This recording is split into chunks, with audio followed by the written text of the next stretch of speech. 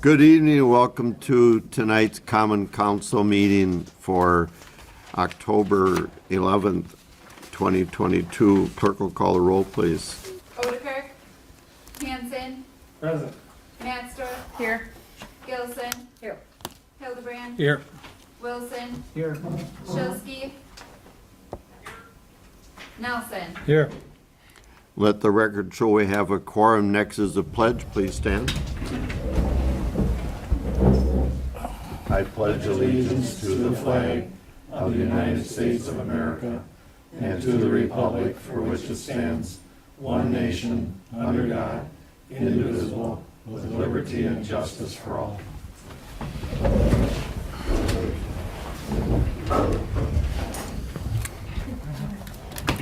Next item on the agenda is the approval of the consent agenda. The chair will entertain a motion. I'll call on Greg Hildebrand for a motion and an exception, please. Yeah, I would entertain a motion to accept, but I would like to move item F to 5, please, so we could talk about it. I'll second that. Wilson? We have a first and a second. Any discussion? Clerk will call the roll, please. Nelson. Yes. Hildebrand. Yes. Matstra. Yes. Wilson. Yes. Hanson. Yes. Shilsky. Gilson. Yes. Motion carried. Thank you. Next is the audience portion where we ask people to be signed in and recognized. And we'll double check the sign-in sheet. I don't think we have anybody, but we'll check it to make sure. No, good, thank you. We do encourage people to come in and talk to us and tell us what's on your mind. It's where you do the talking and we do the listening. Thank you. Moving on to item 5, tonight we moved item F in 3 to item 5, approve application for a Class B combination liquor reserved license for the Fig and the Pheasant LLC, doing business as Moxie 301 East Mill Street, from Patrick O'Toole, agent, to be effective on October 11th, 2022, previously approved by the clerk's office and the police department. Alder Hildebrand made the motion to move this to a discussion item, and we do have, for the record, the owners in the audience this evening, and maybe it would be appropriate to have them tell us a little bit about their establishment and what they're doing, and then if we have any questions, the chair will allow discussion with them. So with that, Patrick and Ronna, do you want to? You get 3 minutes or 5 minutes, either one. Welcome. Well, good evening. My name is Patrick O'Toole, and this is Ronna O'Toole. And first, I want to thank all of you for all the assistance you have given us the last 3 years with the Fig and the Pheasant, with parking passes, permits, and ways to actually achieve success in our business. And we totally thank you for that. It's been incredible. It's been incredible for 3 years to be a part of Plymouth and to grow within the community. So I thank you. Now with Moxie, we have a coffee shop, cafe, and we have a wine and beer license. And we are asking today to expand on that. And as you might know, craft cocktails, but mainly wine, has been an integral part of the Fig and the Pheasant. And we have a lot of people within the community that come to us and myself for recommendations for excellent wines at great value with the food that we pair with it. And it's been pretty incredible. So what I was hoping is that to sell retail our wine after people taste it with the courses and the things that we'll do at Moxie at nights. We're doing little small plates and really good wines with it. And they really go together. The experience is hand in hand. I'm studying to be a sommelier, I just got my level 2 pin in the mail today, which is a huge achievement for me. And I'm studying the WSET level 3, which is an enormous step in learning about winemaking and all of the things that go with the aspects of wine to create different flavors and how they relate to food. And it's a really important piece for Moxie, for our staff to get more hours, to expand on it. What we will be is a great place for people to come and enjoy awesome food in a really cool atmosphere with really nice music that's playing. And the food is excellent, and the wine pairings will be wonderful, and they'd have an opportunity to buy those to go. Now, originally, that's what I wanted. And the weird part is we have a wine and beer license. We can retail beer today, and we could sell a 6-pack to go. And we're unable to do that with wine. Even though we're allowed to serve wines by the glass, we are not able to sell bottles to the public. And in order to do so, we had to apply for, I think it's a Class B, that allows us to do just that. And the liquor aspect, as we get more involved, as they're tied together, we would have the best tasting coffee drinks and after dinner drinks that are classy, and we're a safe environment. It's totally fun, but we're not going to be competing. I guess I'll tell you what we're not going to do. You wouldn't come to Moxie for an old fashioned. There's so many places to go for that are going to be much better. You might get a maple old fashioned with Drury Farms maple syrup, but our main focus is on the wine and the food, and allowing our team to keep coming into work at evenings and serve food and make some money. So that's what we're here today to get your approval for. And if you have questions, I'm happy to answer them. Any questions of Patrick or Rana? It sounds like a very good opportunity for you. Alder Hanson? How many years have you been in business altogether? In business here in Plymouth, 3 years, October 7th, 2019 is when we established the Fig and the Pheasant on Stafford Street. And I could give a little history of that. That was a lease to own. After 3 years, we had to prove that we could run a successful business. And it was a lease to own, so on October 1st, we would be given the opportunity to purchase the building if we so chose. And we had every intention to do that until about 8 weeks ago. Staffing, like people talked about. So we could bring our staff down, bring them across the street, hopefully employ them in a way that they're making money, but we couldn't, with the size we had, keep going at the hotel. At the hotel. So we're going to spend time with our family, and our daughter's a senior in high school, and the last 3 years we kind of missed a lot. So there was a lot of real big major decisions to help us make this decision. And we're hoping tonight it will be the right one. Good. Thank you very much. With that, do we have a motion on that? No, we have not. Okay. The chair will entertain a motion so we can discuss. Alder Hildebrand? Yeah, I'll make a motion to approve the application. Second, Alder Hanson. We have a first and a second. Any discussion? Clerk will call the roll, please. This is a reserve license, which was a $10,000 commitment. And then Hanson, yes. Matsdorf, Yes. Shilsky, Yes. Wilson, Yes.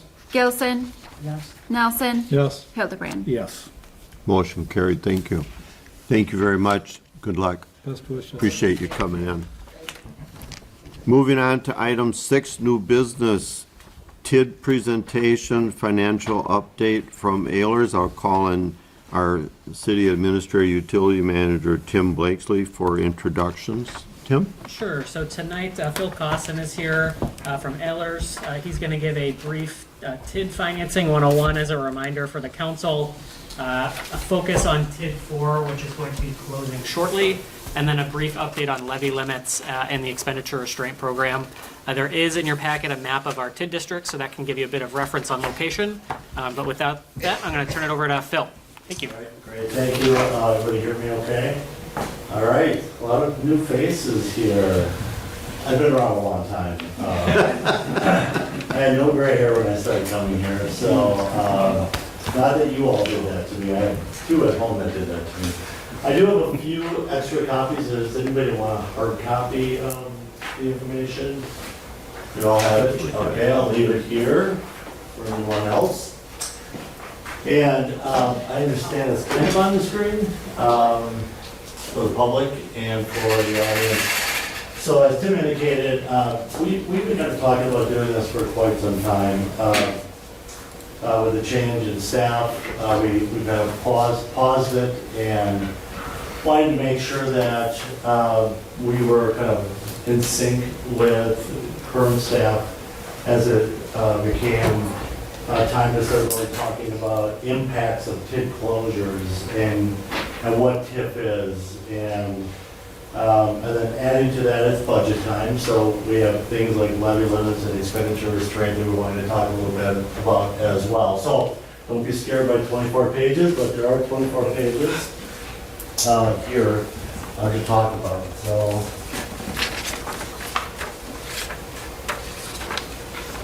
one report, I'll get there. There we go. Those are the topics. We already touched on what we're going to be talking about. Kind of TIF 101, to kind of give you an idea of what TIF is. We're going to really focus in a lot on TID number 4, cash flow right now, future closure impacts, because you have a unique situation here where you have a very large district and a medium-sized community closing. When the TIF closes of that capacity, there is a financial windfall for the community. We want to kind of address that, and then we'll talk a little bit about budget issues and levy limits and expenditure restraints as well. So a little bit about TIF, just because I know you haven't created a new district in quite some time, and some of you have probably not been through that process. But it's really the main economic development tool in the state of Wisconsin. The whole program has a key underpinning but-for clause, and the but-for is very simple. You're not allowed to create a district if a development is going to happen without the need for or use of some public-private partnership or public funds. So we identify that as, it could be a lot of things. It could be the project wouldn't happen in the same capacity, time, value, jobs, amenities, those kind of things. So you have 3 active tax increment districts. We'll talk a little bit about each one of those as we get into this. But they all had to meet that but-for test when you created the district. So how does TIF work? I'll get into some of the misnomers of TIF in a little bit. But it's very simple. You have a boundary, and when you create the district, the boundary, the parcels in the boundary have a value. Just say there's 10 parcels at $10,000, each have a value of $10,000. That $100,000 is what's considered the base value. The base value of $100,000 is distributed to all the taxing bodies, just like any other property would. As development happens and you go from $100,000 to maybe $1,100,000, the $1 million value is increment, increased taxes being paid. That $1 million stays with the city. And the city puts it in a separate fund to be able to use for projects identified in what's called a project plan that centers around the new tax increment district. So the power of TIF is that you keep the full tax amount of the increment. So instead of getting essentially 25% of the tax bill, you're getting 100% of the tax bill on that new value. And you're able to use that to reinvest into the area that's been identified in the tax increment district. So Plymouth is tipped up. That's not a bad thing. People hear tipped up, oh my God, what did we do wrong? You did nothing wrong, you just have a lot of value in TIF. TIF 4 on the kind of northeast side of town has got a lot of value. We'll talk about TIF 4 in a great deal, but you're at 17.25% of the total value of the community is within those 3 TIF districts that are open. Now, what all it means when you say you're tipped out is you can't create new districts, and you can't amend the boundaries of existing districts until you're closed out, in this case, TID number 4. And you'll fall below that 12% threshold, which will enable you the ability to create new districts or amend boundaries of 5 and 6 if you decide to. So you're tipped out, meaning that you're over that 12% maximum threshold that's been established for all communities throughout the state of Wisconsin. So, there's a lot of TIF districts that can be created. We've identified what they are. I'm not going to go into that level of detail tonight. But there's a variety of types of tax increment districts that can be created. And they all have a variety of rules and laws tied to them that when you create a district, you need to follow through. But there's 50%, which is at least 50% of the area has to be for. And it's all those different types of districts.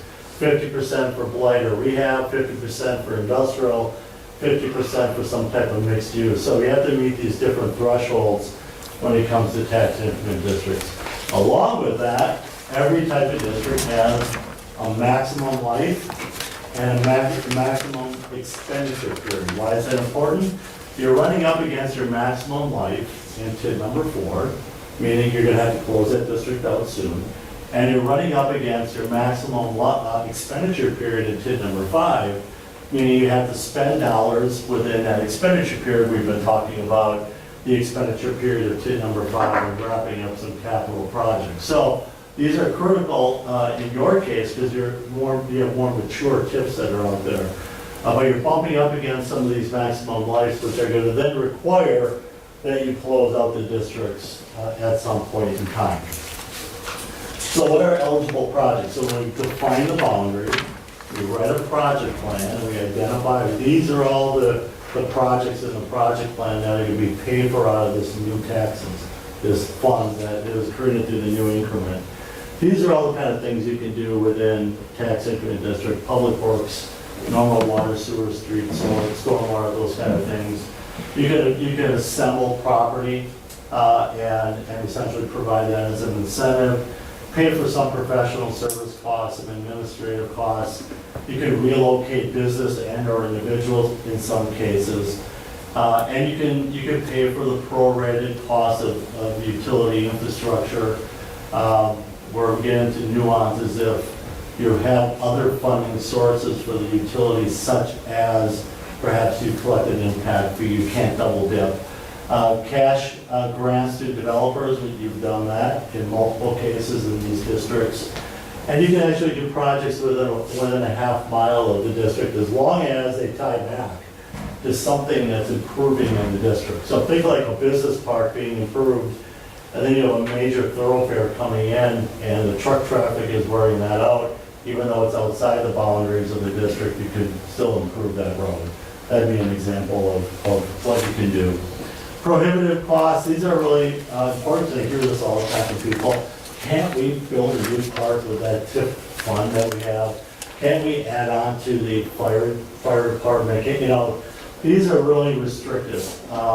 And there's really no leeway here. You can't construct or expand administrative, police, fire, community recreational library or school buildings. That's just not part of what can be done with TIF. And you can't expand facilities that may be paid for with like user fees and those kind of things. And you can't just pay for governmental costs that aren't related to the TIF. So you can't just say all of Kim's costs are going to be now paid out of the TIF to achieve, you know, we want to do that and help the budget. Now, if a portion of her time is allocated to the TIF, that's allowed, but only the time that she spends on, you know, managing the cash flows of the TIF. But even then, we kind of advise to restrict that a little bit. And in many cases, you can't build newly platted residential housing in TIFs unless it's a mixed-use TIF and it needs some different density tests. So you have the ability to do that, it's just limited within certain types of districts. Why I put amendments in here, even though you can't do them, is really because just because you create the boundaries doesn't mean you're done. You can amend the boundaries up to 4 times once you have capacity. Again, you don't have capacity to do that right now, but it's not a one-shot deal. We created the district, now we're stuck with this boundary. You can actually amend the boundaries. The program is relatively flexible. So, I've been doing this a long time, and I hear all kinds of things that TIF is. And it usually comes from the coffee shop down the road, and you hear someone getting someone's gonna get a tax break and all this stuff. So anyway, is TIF a tax break? Well, properties within a district pay the exact same tax bill, the same tax rate as anybody outside the TIF. It's what happens to the money when it's collected. If you're in the boundaries of the TIF, the money that is collected, a lot of it stays with the city. It doesn't get distributed to the other taxing bodies. That incremental portion does not. So it's the same tax rate.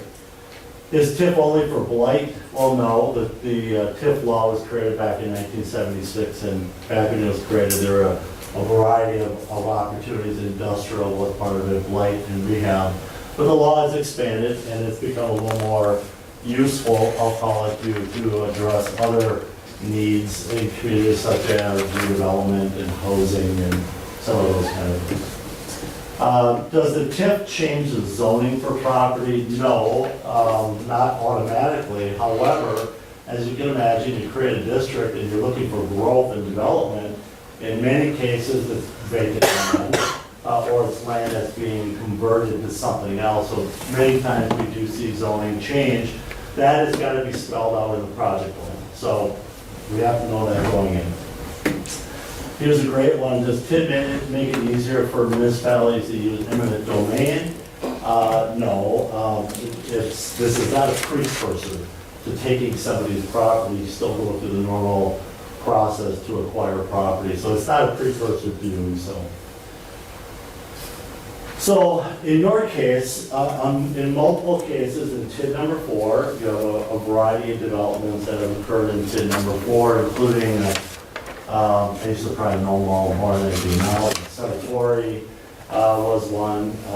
In TID number 5, we were working a lot with, and Great Lakes Cheese, and TID 5 was Masters Gallery expansion. TID 4 also, you had the hospital buildings and the hotel and a number of other developments that occurred. Many of those received some incentive, which is not uncommon. So an incentive could be provided in many different ways to either a business or a developer. And what you're required to do when you do it is you have to make sure that you meet that but-for clause again, and make sure that they actually demonstrate that they need assistance to be able for the project to move forward. So you have to do some due diligence to make sure that that makes sense to provide incentives. You have used that tool as a way to attract certain businesses, certain development throughout the city, as have most all other municipalities in the state that use TIF, which is pretty much everyone. When is an incentive provided? We used to, many years ago and decades ago, a lot of times an incentive was provided up front to somebody and just said, here's $1 million, build your building, employ some folks. And that's kind of flipped over the years. And now what we see is a lot of this pay-go concept where they develop, they increase their taxes, which is the increment, and a portion of that increment goes back to the developer or business. And they're owed nothing unless they actually develop and pay taxes. So that's what we see a great deal now is most of the projects and larger redevelopment projects especially is done kind of over time as opposed to the money going in up front. If you think about it, upfront money puts the risk on the city. Over time, puts the risk back to the business or the developer because, again, if they're not successful, they're owed nothing in that case. So, before I leave TIP 101, which I could do, I should do TIP 101 for an hour, so, be thankful. I rifled through that pretty quick. So, before I leave that, any general concept questions on TIF or use of TIF? The one person I know. Still here. The question I have about it, so TIF 4 closes. And so we have a hospital that was closed and it's blighted with asbestos potentially. But it's not directly to the adjacent land of our TIF downtown. So could that be, if it would be directly adjacent to the property, could that be added if because we'd be below the 12%? So we could add that if it would be feasible or not.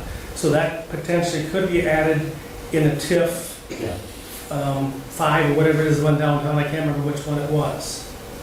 It's a possibility. We'd have to look at whether or not it's close enough to add versus creating a new district for that area. Yeah, property has to be contiguous, so you can't just, grab parcels and say this is 6. They all have to be touching contiguous. So we have to look at it once TIF 4 is closed to see what makes sense for the hospital project, if it's a new TIF or again, amending an existing boundary. Other questions? So here's your TIFs right now, and you can see the behemoth, right? TIF 4, $140 million in value, down a little bit. I think it was 142 or 143 last year, so it dropped in value a little bit. Fluctuations a little bit in market and value. TIF 5, I would say is Masters Gallery primarily, 18 million, and TIF 6 is really Sargento. You are the cheese capital after all. So Sargento, TIF 1 or TIF 4 is Sartori and others. So 5 and 6, we're not going to talk a lot of it about tonight, but 5, I know the expenditure period is wrapping up. We've talked about what it takes to undertake projects in TIF 5 still. I think we have a plan for that. TIF 6, I know, is a little bit underwater. There's really kind of a plan on how to deal with that. But TIF 4 is really what our focus is tonight because it is at a point where it's going to close soon. And with that closure comes some financial impacts. So here's a TIF 4 cash flow. I know it's a little hard to read unless you have it in your packet. Hard for me to read.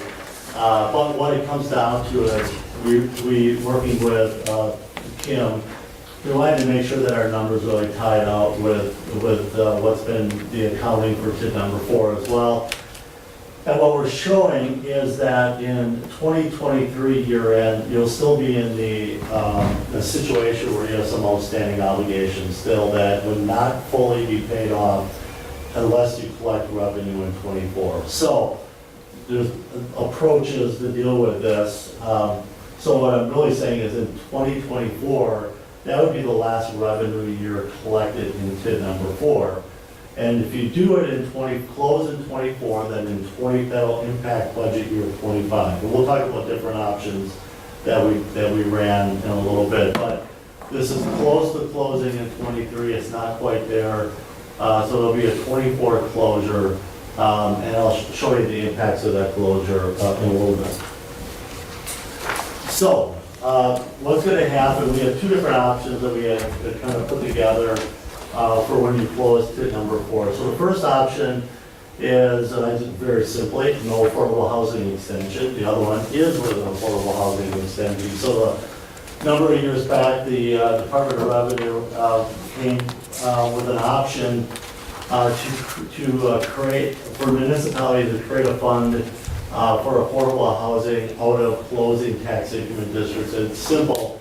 It's a resolution that gets adopted. You share that information with the other taxing bodies, and you can keep the district open for 1 additional year, only 1 at this point. There are proposals for 2 or 3 years that are out there, but for 1 year, to take the increment that's being generated and then to put it into a separate fund for affordable housing. And there's rules around how that money has to be spent. So in this example, we're saying you're not going to use the affordable housing extension. I want to do this real quick. So at closure, again, 2024, that's revenue collection year 24, you will have residual income, meaning excess increment in the TIF fund of about $2.5 million. So you can't just take the $2.5 million and say, hey, we did a great job, we're going to use the $2.5 million and do what we want to do with it. Rather, at closure, you have to do a final audit, and in that audit, you have to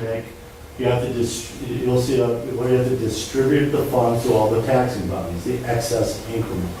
So in your case, if you're in ballpark 20% of the tax bill, in your case in 2024, towards the end of the year, after you do your audit for the TIF, you'd have about $500,000 of unencumbered funds that would be coming to the city. Now, that $500,000 can be used for whatever you choose. It could go to your general fund to beef up your fund balance.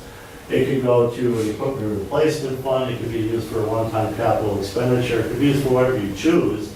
As a council, it's totally at your discretion. But the remaining $2 million in this example would go to the county school and technical college. They would get their piece of the pie as well. And that would all occur by the end of 2024.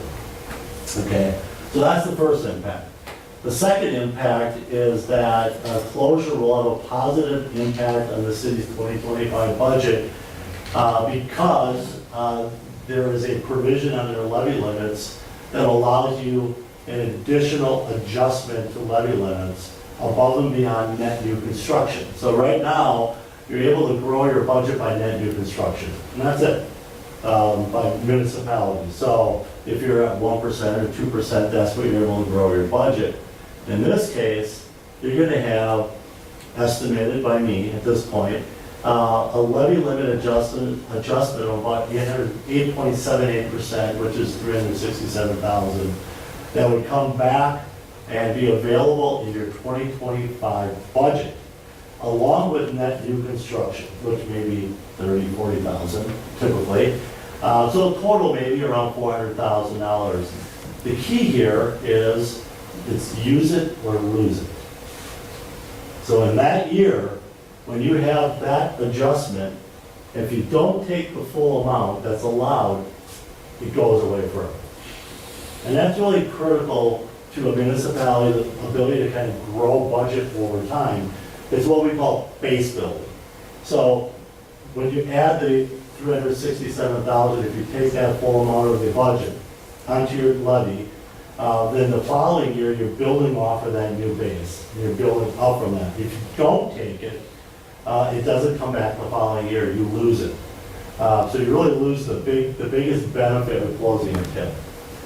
Also, at that same time, your 2025 budget, your mill rate, the city's mill rate will drop as a result of the closure. So while you're able to increase your levy, you're also going to be a drop in the mill rate at the same time. I didn't quantify what that number would be. It's not huge, but you'll see a drop in the mill rate because of how the TIF law reads is that you're only able to take 50% of the TIF closure as levy support, increased levy support. The rest goes to what has been identified as being tax relief or tax rate relief, and that was put in place a number of years back under TIF. So why that's important, again, while you may love the idea of everybody likes taxes dropping, you may also at that point look at timing a capital borrow. Because you'll have a drop in the mill rate, and at the same time, if you have a larger capital need, 25, 26, that's pending out there that you've been kind of putting off, you may be able to undertake a capital borrowing or a project or projects at that same time and not see a drop or an increase in tax rate, to kind of keep things level. So there's a double effect here of closing a TIF. Net new construction plus the TIF closure allow you to bump up your levy. And I'm going to be here saying, please take it all, because if you don't, it will really kind of set you back. And at the same time, your mill rate will drop. So it's a big benefit when you're able to close a large district like this. Everybody follow that? It's not far away. I know it sounds like it's far away, but it's coming pretty soon. So that's option one. Option two is very simple. I just said, what if you took the affordable housing extension and kept that increment for one additional year and roughly $2.7 million that would go into a fund for affordable housing, workforce housing, and that would be available, then everything gets slides back a year. It doesn't, because you're collecting increment for 2025, then you're not going to impact your budget until 2026 instead of 25. The one thing that stays the same though is that residual increment. The affordable housing extension only is the increment, not what's left over in that balance. So you'll still have roughly a balance of $2.5 million. So you will have residual revenue coming in at roughly $500,000. Either way, in 2024, it's going to be, do you impact budget 25 or do you impact budget 26, depending on what decision you make regarding that affordable housing provision. So roughly the same issue. It's just, a lot of communities are wrestling with housing issues. And so as a result, we're seeing more and more communities when they close the district, keep them open, and try to pull in as much as they can for affordable housing options. I work for the city of Sheboygan too, and they just closed 6 districts, keeping them open 1 additional year for affordable housing in their case. So If we go to the next year, does any of that money have to be used for affordable housing? if you go to the 2.7 million increment, that yes, it all has to. Yeah, if you keep it open for that purpose, it'll be segregated into a separate fund, and you're gonna have to document how you use the money for affordable housing. And there's a lot of programs that are out there that have been established by different communities as to how to tackle it. It can be as simple as working with a developer or developers on driving down the cost of housing and making it affordable through a low-income housing tax credit type deal. It could be, more of a kind of standard ability for individuals to tap into some money to improve their homes, those kind of things. There's a variety of ways money could be used. But you'd have to establish what that's going to be, and then you have to use the funds in those ways. So bottom line is, it's great news that you're close to closing this district, because no matter which of these options you choose, there'll be some additional funds coming into the general fund or in the reserves, and you're going to have this big bump in net new construction plus the provision under the TIF law that will increase your levy at the same time. So it's a significant time for the city to look at that. Here's my calculation of how I got to 367,616 of allowed, when we close the district, of that 8.78% to increase your levy. It's a pretty simple calculation that is kind of shown there of how we got to that number. So, questions on TIF foreclosure. There's some decision points along the way. One is, the main decision point is going to be whether or not you extend the life of the district for affordable housing. That's probably the main decision point. Yes. If we chose that route for the affordable housing, does that open us up to the possibility of getting some bigger federal, state grants for housing, do you think? You might be able to use it as leverage I would say more towards a developer or developers to come in to work on projects. I don't know if it really enhances your ability for larger grants, maybe. Not something that we delve into very often. Have you seen communities go that route? You said Sheboygan is, Yeah, Sheboygan had a variety of TIFs that were closing. They decided to extend them all for 1 additional year for affordable housing. In their case, they're going to be using it primarily for a new subdivision. That's going to be geared towards, on the south side, geared towards affordable housing, workforce housing for individuals to be able to own and more affordable housing in the community. So it's a variety of ways it can be used.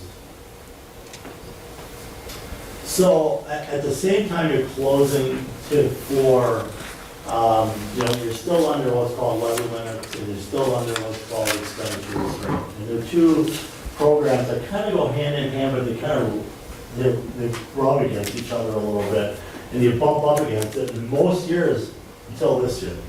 And I'll explain why here. So what is levy limits? Real quick, this is kind of our slide. Municipalities have been living under levy limits for a long time.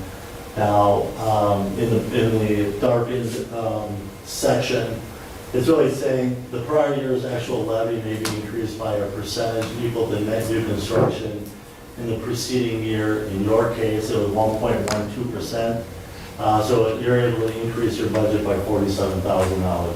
So it's really restricted in what you can and cannot do. And with inflation, I'm guessing that's going to be a real challenge just with everything being more expensive. So in your case, your 23 budget will be a challenge because you're only able to increase it by $47,000.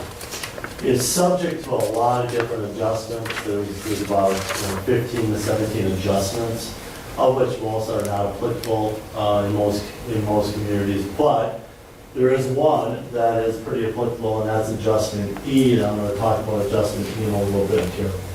So you're very restricted due to net new construction. Again, remember that 47,000 compared to when we closed bid 4 will be like 367,000. So that's the year where you're going to see that significant bump. So the city levy component, you have operating fund, you have capital projects, and you have debt, your GO debt. So those are really the components of your budget. And again, your operating is really subject to levy limits, as are your capital projects. Those are subject to levy limits at 47,000 that I talked about. GO debt service is outside of levy limits. So it's an adjustment above and beyond your levy limits. So in your case, you actually have capacity today. A lot of communities are what I call, they are levied to the max. Meaning they have no levers to pull anymore. They can live by net new construction and that's about it. In your case, you actually have not taken the full adjustment you get levy allowance. Now, it's not good or bad. It just means you have flexibility, where a lot of communities don't have flexibility. So, in 2022, your debt service levy, meaning the amount that got put on the property tax bill for debt, was $837,000 and change. The amount of the adjustment that was taken on your levy limit worksheet was $346,000, meaning you have capacity of about $500,000 that's out there. So what's happening right now, and again, I'm not saying this is right or wrong, it's just your practice at this point, is that some of that debt service that could be an adjustment need is being paid for through your operating budget, squeezing your operating budget. And so you have capacity to be able to, if you choose, to increase your levy by placing more of that actual debt service that is being levied on adjustment E that would free up some of your operating budget. So that is a unique situation that's not everybody has, that you actually have some flexibility and you have the ability to increase your levy if you choose to above the $47,000 that's allowed under net new construction. So that's really, that's a good position to be in. And here, it's not one of these situations where I said use it or lose it. That's not the case here. I'm not advocating you take $837,230 and take the full amount. You'll lose all your flexibility. But you could incrementally increase that number to a lesser amount to be able to balance your budget given inflation and everything that's going on these days. So you actually, normally, you wouldn't have the ability to increase your levy because of that other lever, expenditure restraint. So in this year, it's a unique year because expenditure restraint is not a constraint for the first time in a long time. So you have capacity to increase your levy, again, well beyond that $47,000 if you choose to. Why expenditure restraint is not an issue this year is because it's really a combination of two issues. It's CPI, Consumer Price Index, plus 60% of your net new construction. So simply, the real reason is inflation. Consumer Price Index is 7.7% And your net new construction, 60% of that is 0.673%. So under expenditure restraint, you could increase your budget by 8.373% and not lose the money that comes back to the city under that program. So that's a kind of unusual, this is an unusual year, because CPI and that net new construction number is usually as much of a constraint as levy limits. And for the first time in a long time, it's not a constraint. So you have flexibility under expenditure restraint. You have some flexibility under that debt adjustment number if you choose to bump up your levy to be able to take on projects, funding, or operating costs, or whatever it is that you choose, and you have some kind of a unique situation. A lot of communities have a unique situation this year that you're not as constrained as usual. So, enough preaching. Questions? Yes. Another question. Will it be available next year? Yeah, I don't know. I'm guessing CPI will be up again next year, just given what's happening. I don't see a quick correction to inflation. I'm guessing, my guess, I don't know where it would be, but I'm guessing it won't be as restrictive as has been in the past. I don't know if it'll be at 8+% next year, but it'll be higher next year as well. So if we took 400,000, for example, would that affect next year's factor on it? Would it be down some what we could do for the following year, or does it have no effect? Yeah, so I don't want to get into all the nuance of the levy limit worksheet, but, so under the debt adjustment, what happens is whatever you put on this year comes off the following year, and then you replace it with the following year's debt service levy. So it's kind of this cycle, right? So that's why I said, what I don't want to see you do is take the full amount, because then, you're subject to whatever the debt service is the following year. But I don't see why you couldn't, if need be, budget time, look at this as an opportunity to kind of bump the budget above that 47,000, using this as a tool to get to that number. But it wouldn't constrain you more. Sure, and I would just note that we kind of talked about this a little bit in our finance and personnel committee, and that's something that we're looking into next year. Yeah. A little bit. Other questions? Thank you, Phil. It's always interesting to get an update on how TIFs work and how they help a community to grow. And certainly TIF 4 has been a very successful TIF for us. I think beyond some of our imaginations, and closing it with a positive balance gives us certainly the opportunity that we were looking for to do additional financing positions, and our debt ratio is putting us again right where we want to be, and having cap room gives us that same opportunity. So it's going forward, it's going to be interesting to see how the challenge is met, and how we use those dollars that we planned for so long ago. So it's quite interesting, and we're very fortunate to do that. So thank you. Vision 4 was going to be really successful. Just so you know. Maybe not this You bring good news to us. We like that. All right. Well, nice to meet some of Good. you, and have a good rest of the meeting. Thank you very much. We appreciate it.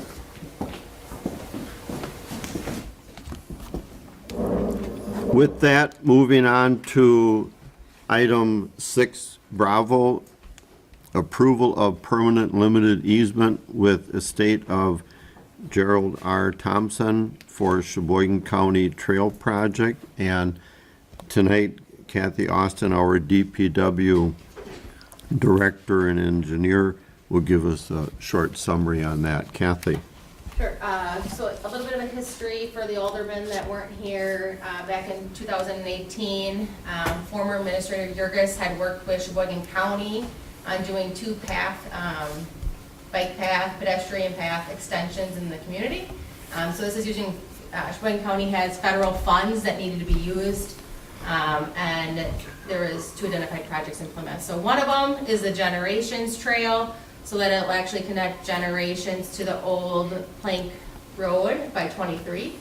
And then the second portion was extending the Mullet River path past the old utility building at 12 South Milwaukee Street, going across the river. So there'll be a bridge across the river, and then and Plymouth Utilities owns that parcel, and then a path to lead them out onto Frederick, and then they can take Daleview down to Meyer Park and kind of continue that way. When we did sell the old utility building, we kept a 30-foot wide easement from the center of the Mullet River outward, but that's not enough for what we need. So 12 South Milwaukee Street is in the floodplain, and so with those restrictions, the bridge had to be taller and wider. So we're looking for additional easements. So with it being a federal project, there's restrictions and rules and regulations that have to be followed when purchasing easements and more right-of-way for those projects. So there's limited bargaining, there's strict logs that the appraisal has to take. You have to have an appraisal done. The property owner would have a right to get a second appraisal if they chose to. In this case, they didn't. They took our amount and signed the document. So in the map, the area that we would be getting in addition, so the green, I don't know, did you get colored? Yeah. So the green line is that 30-foot meandering where we have the easement. So we'd be getting the easement between the green line and the red line. So that's kind of the easement where they are. And so we'd be purchasing that for $12,400, sorry, $12,400.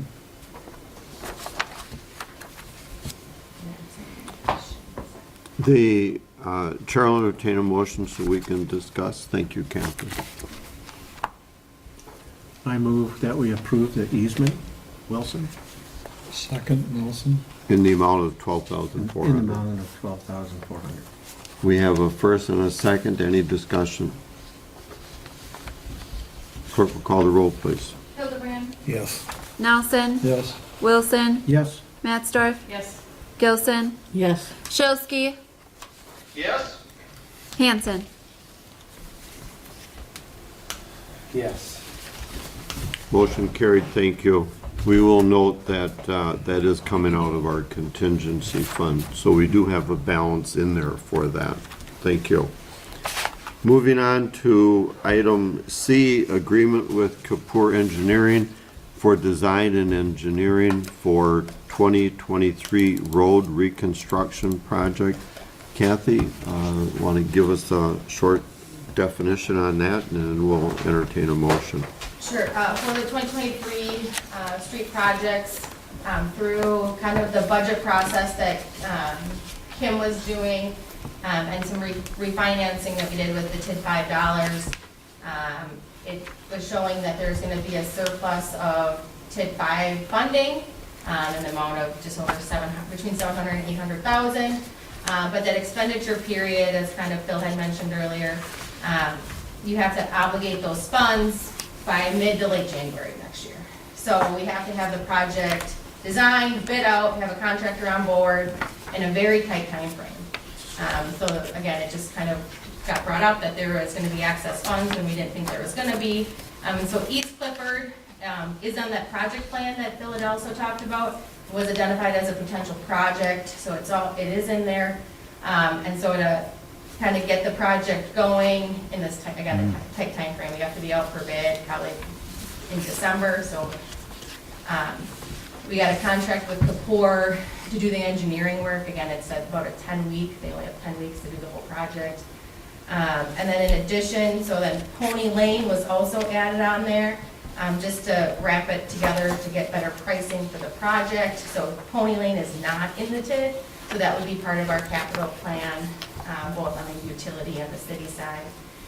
There's failing underground infrastructure in this area, so we need to correct that and just do that small portion, so 300 feet. Thank you.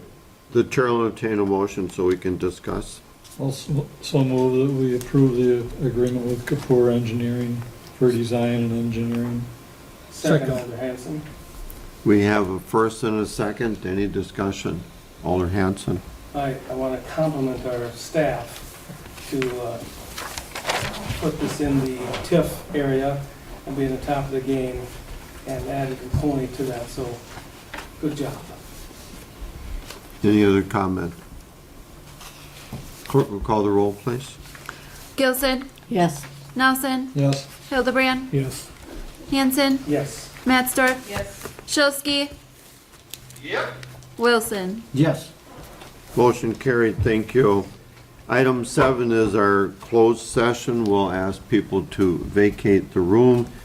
Chair will entertain a motion to go into closed session pursuant to Wisconsin Statute 19.85, paren 1, paren C, considering employment, promotion, compensation, or performance evaluation data of any public employee over which the governmental body has jurisdiction or exercises responsibility, specifically regarding employee compensation.